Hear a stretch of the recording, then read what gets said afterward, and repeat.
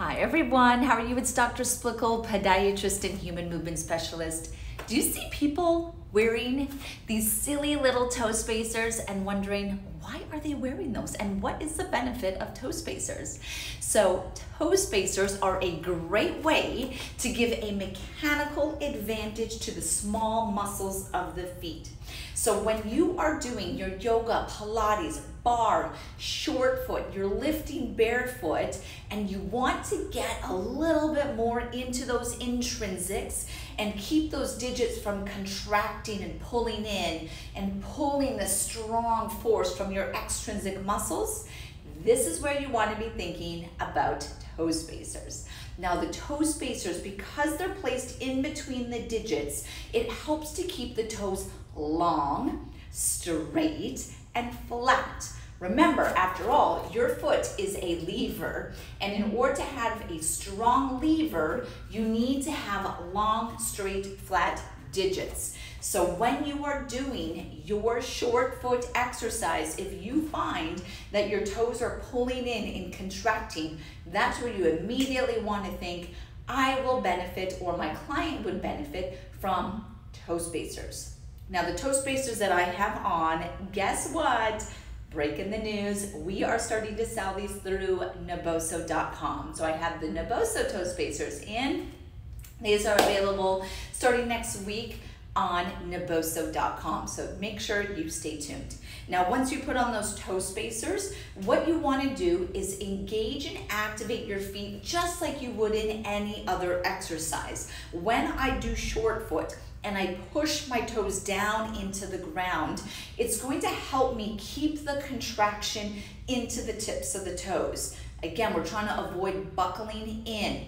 Anyone who has bunions, hammer toes, neuromas, overpronation, metatarsalgia, this is where you want to be thinking about short foot exercise with the toe spacers on.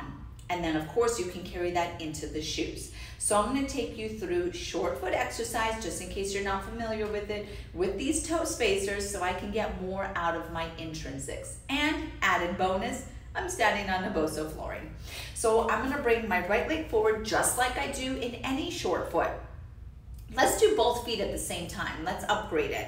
So I'm going to find my tripod, front foot, back foot, knees are soft. My toes are already spread out because I've got my toe spacers on. So I'm just going to kind of lift them and reach out, lengthen, set my base. And then I'm going to start to connect the tips of my toes down into the ground. All I'm thinking of, 10%. I'm saying hello. Hello to the ground. Connect and then release. Reach, lengthen, hello to the ground, and then release. That lengthening and touching into the ground is going to create that proper engagement. I don't need to do a maximum 100% max contraction into my foot, because this can actually cause a lot of issues into that first MPJ, into that plantar fascia.